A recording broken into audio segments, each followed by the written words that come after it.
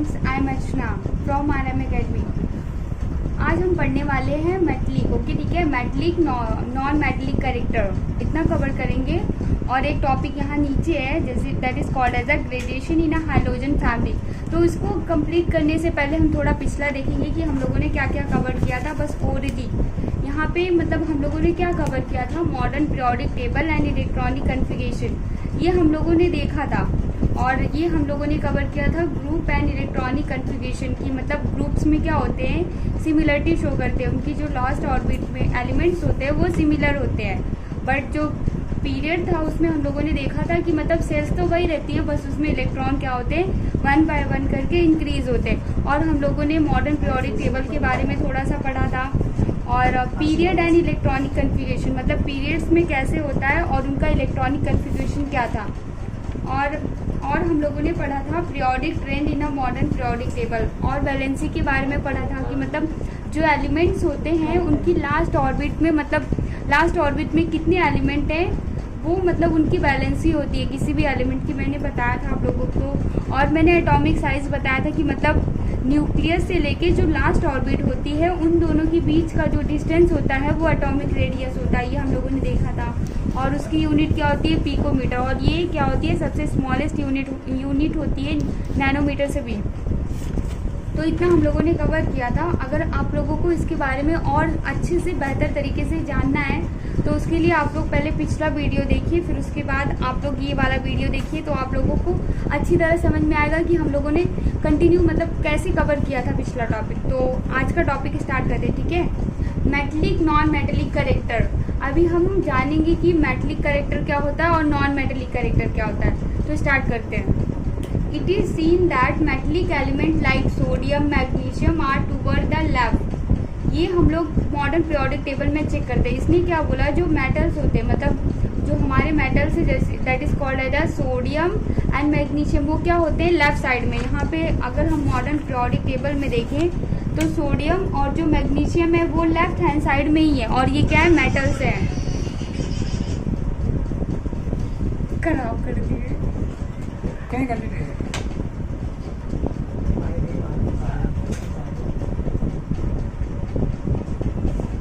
The non-metal elements such as a sulfur, chlorine are toward the right hand side। इसमें क्या बोला इन्होंने कि जो नॉन मेटल है, ठीक है, नॉन मेटल्स हैं वो कहाँ पे हैं, वो हमारे राइट हैंड साइड पे हैं। उसमें उन्होंने किसका नाम दिया है, सल्फर एंड क्लोरीन। तो हम अगर अपने मॉडर्न पीरियोडिक टेबल में देखते हैं तो यहाँ पे ये सल्फर है और ये क्लोरीन, ये क्या है, राइट हैंड साइड है मॉडर्न पीरियोडिक टेबल में। The metalloid element silicon lie in a between these two types। मतलब यहाँ पे एक एलिमेंट का नाम है, उसको हम लोग मेटलॉइड बोलते हैं। जो जिगजैग लाइन पे आते हैं वो हम लोग को पता है ना कि मतलब वो क्या होते हैं, मेटलॉइड होते हैं। तो इन्होंने एग्जांपल दिया है that is called as a silicon.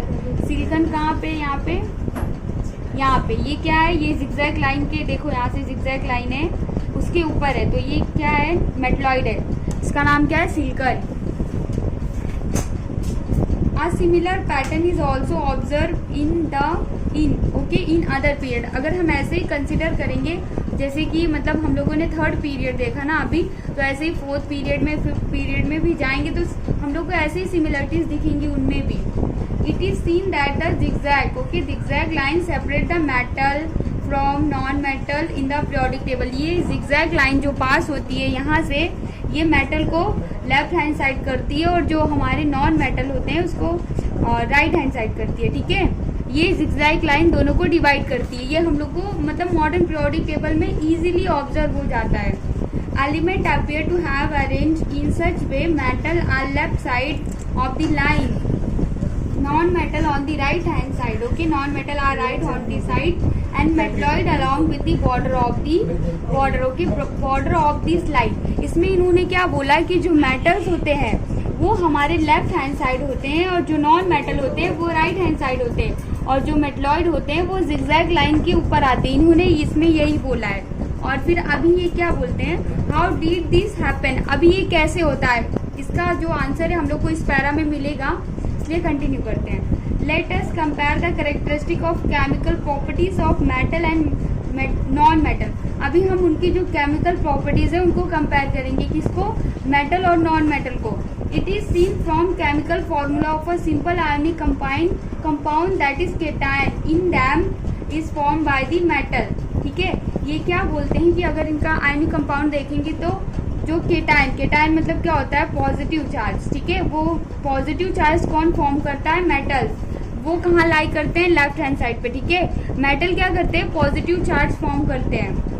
While the anion form the non metal. Anion क्या होती है, थोड़ी नेगेटिव चार्ज होती है। ठीक है, नेगेटिव चार्ज होता है तो वो कौन फॉर्म करता है, नॉन मेटल, जो यहाँ राइट हैंड साइड पे लाई करते हैं मॉडर्न पीरियोडिक टेबल में। From this it is understand that metal atom have a tendency to form the cation by losing its valence electron।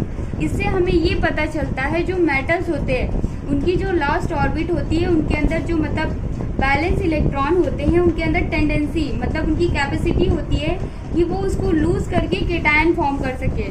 This property is called the electropositivity. ये important definition है, इसको आप लोग देख लेना। ठीक है, जो मतलब मेटल्स होते हैं, जो उनकी लास्ट ऑर्बिट होती है, उसमें से अगर वो इलेक्ट्रॉन्स को, जो बैलेंस इलेक्ट्रॉन है उसको लूज करेंगे तो वो क्या फॉर्म करते हैं, इलेक्ट्रोपॉजिटिविटी। उसी को बोलते, केटायन फॉर्म करते हैं, उसी को बोलते हैं इलेक्ट्रोपॉजिटिविटी ऑफ एन एलिमेंट। और सेकेंड हैंड साइड देखा जाए, on the other hand side an atom of a non metal has a tendency form an anion by accepting electron from outside into its valence shell. इसमें इन्होंने क्या बोला कि metal क्या करते हैं, वो अपने इलेक्ट्रॉन्स पे जो लास्ट ऑर्बिट के मतलब इलेक्ट्रॉन्स होते हैं उसको लूज करके केटायन फॉर्म करते हैं। तो इसका जस्ट अपोजिट क्या होता है, नॉन मेटल क्या होते हैं कि मतलब जो हमारे मेटल्स होते हैं वो अपने इलेक्ट्रॉन को लूज करते हैं, तो नॉन मेटल क्या करते हैं कि वही इलेक्ट्रॉन्स को एक्सेप्ट करके वो क्या फॉर्म करते हैं, एनायन। अपने लास्ट जो उनकी लास्ट सेल होती है उसमें वो एक्सेप्ट करते हैं उनको। और वी हैव ठीक है, we have already seen that ion have a stable electronic configuration of a noble gases. हम लोगों ने देखा है कि मतलब नॉन मेटल्स में अगर हम लोग नॉन मेटल देखेंगे तो उसमें जो नोबल गैसेस जिसको हम लोग Z से डिनोट करते हैं। ठीक है, तो ये अपने आप में ही स्टेबल होते हैं, जैसे कि यहाँ पे हीलियम, नियॉन, आर्गन, ये जो मतलब दिया है ये बॉक्सेस, ये ऑलरेडी अपने आप में ही स्टेबल होते हैं।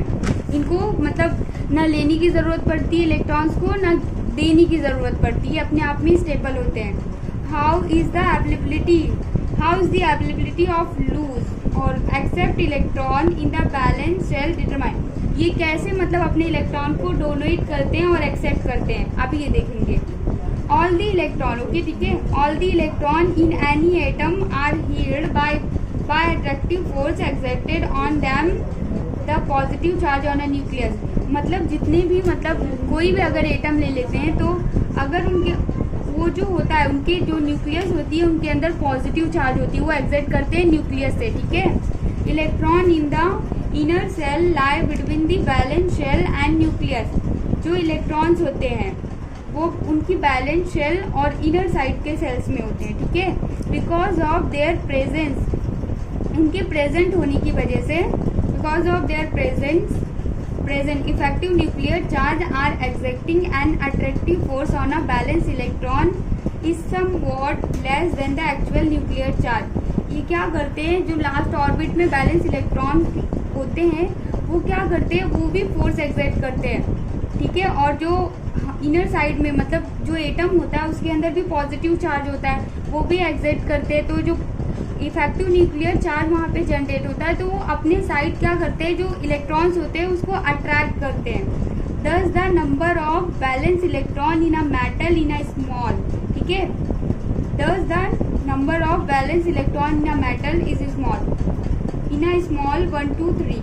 Also the effective nuclear charge exerted attractive force on a valence electron is small. जो मतलब उनको अपने साइड अट्रैक्ट करते ना, वो कुछ मतलब थोड़ा कम करते हैं, स्मॉल।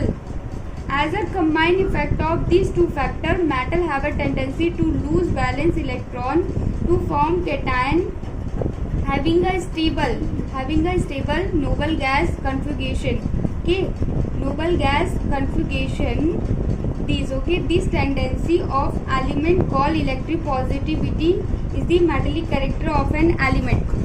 इसमें क्या होता है कि मतलब जो एटम्स होता है, जो उनकी लास्ट ऑर्बिट्स होती है, तो उसमें फोर्स एग्जर्ट करते हैं, बट क्या होती है, हम लोगों ने मतलब देखा है इलेक्ट्रोपॉजिटिविटी किसको बोलते हैं, जो मतलब कोई भी एलिमेंट्स है अगर वो अपने जो लास्ट ऑर्बिट्स है उसमें के जो बैलेंस इलेक्ट्रॉन है अगर डोनेट करते हैं, और अगर डोनेट करते हैं तो उनके ऊपर पॉजिटिव चार्ज आता है, और उसी जो वो डोनेट करते हैं वही उनकी टेंडेंसी को क्या बोलते हैं हम लोग, that is called as a electropositivity is the metallic character of an element. उसी को हम लोग बोलते हैं मेटेलिक कैरेक्टर किसी भी एलिमेंट का।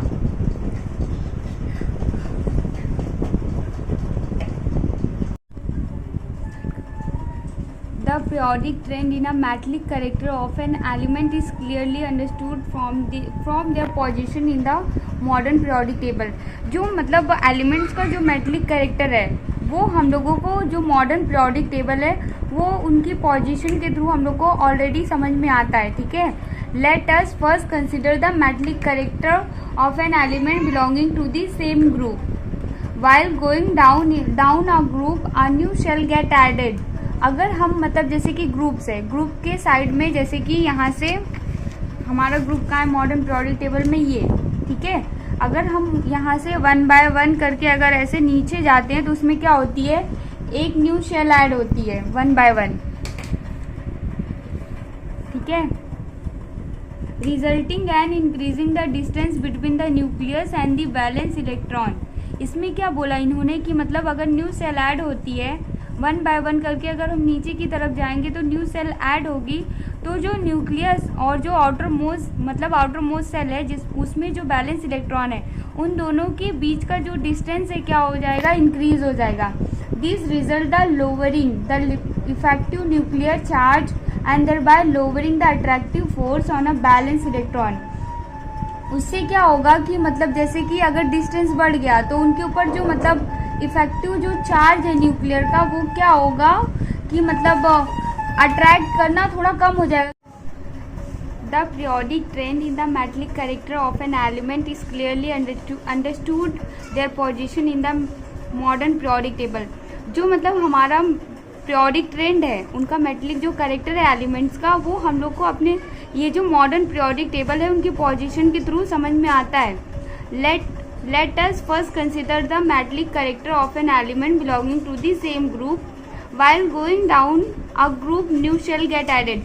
अगर हम मतलब जो हमारा ग्रुप है अगर हम वहाँ से 1 बाय 1 करके नीचे साइड जाते हैं तो उसमें क्या होता है, 1 बाय 1 करके न्यू शेल्स ऐड होती है। मतलब जैसे कि अगर हम फर्स्ट में गए, जैसे कि यहाँ पे हमारा जो मॉडर्न पीरियोडिक टेबल है यहाँ पे हैं, तो यहाँ पे समझो अभी ये सेल रिमेन है, मतलब इसमें कितने सेल्स होगी, 2 के बाद इसमें 3 होगी, इसमें 4, मतलब 1 बाय 1 करके यहाँ पे क्या होंगी, सेल्स जो है इंक्रीज होंगी, resulting in an increasing the distance between the nucleus and the valence electron. उसका रिजल्ट क्या होगा, जो आउटर मोस्ट सेल है और जो उसका न्यूक्लियस है उन दोनों के बीच का जो डिस्टेंस होगा वो बढ़ जाएगा।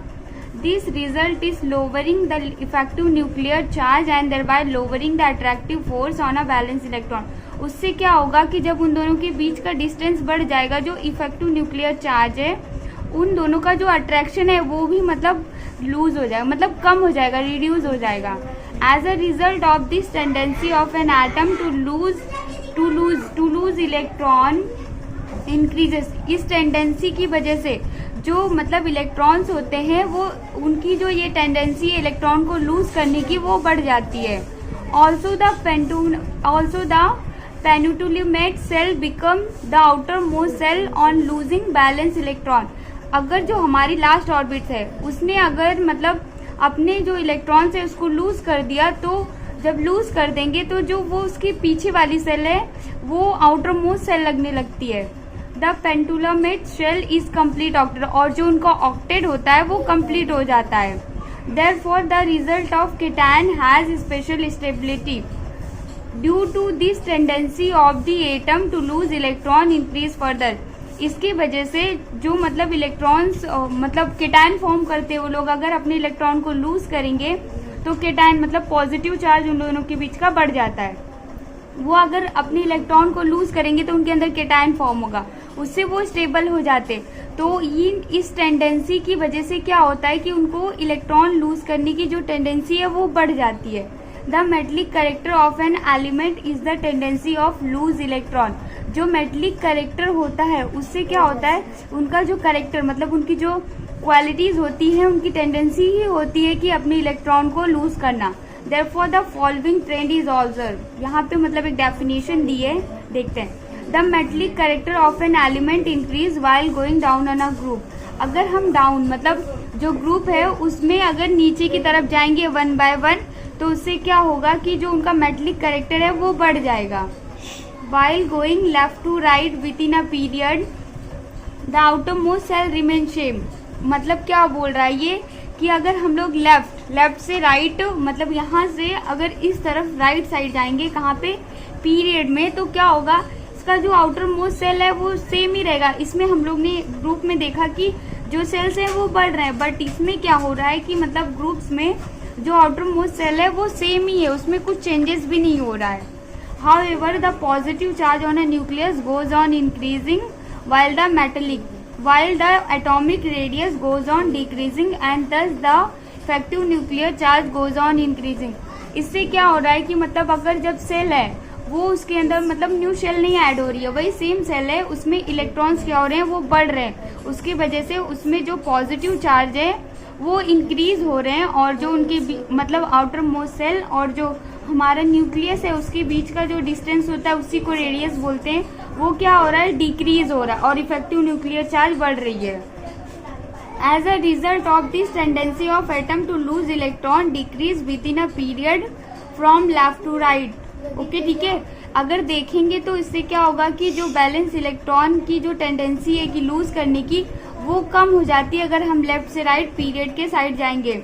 यहाँ पे मतलब 2.10 टेबल दिया है, वो आप लोग चेक कर लेना।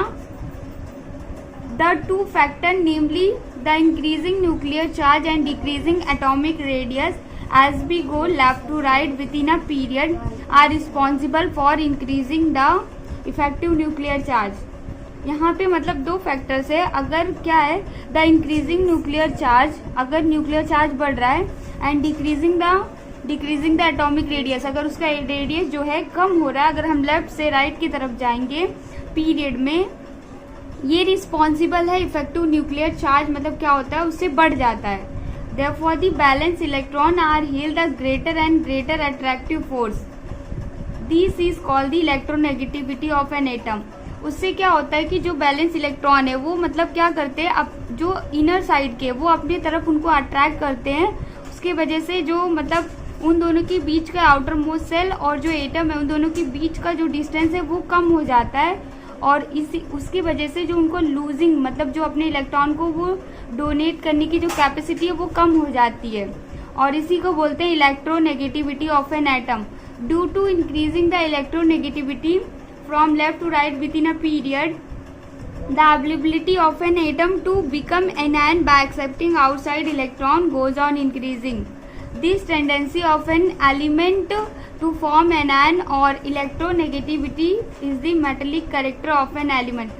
इससे क्या होता है कि मतलब जो ये जो एलिमेंट्स होते हैं ये क्या करते हैं, दूसरे जो मेटलिक कैरेक्टर के एलिमेंट मतलब जो एलिमेंट्स होते हैं अगर वो सेकेंड मतलब वो एलिमेंट अगर अपने इलेक्ट्रॉन्स को डोनेट कर रहे हैं तो ये क्या करेंगे, एक्सेप्ट करेंगे, उससे वो क्या फॉर्म करेंगे, एनायन फॉर्म करेंगे और इसी टेंडेंसी की वजह से इनके अंदर इलेक्ट्रोनेगेटिविटी आती है और इसी को बोलते हैं non metallic character of an element. ठीक है, मेंबर ऑफ हाइड्रोजन फैमिली मतलब क्या है, जो ग्रुप नंबर 17 है, यहाँ पे अगर देखेंगे तो ग्रुप नंबर 17 में हाइड्रोजन फैमिली, इसमें क्या है, फ्लोरीन है, क्लोरीन है, ब्रोमीन, आयोडीन, ये ऐसे करके मतलब पूरी हाइड्रोजन फैमिली कंटेन करता है।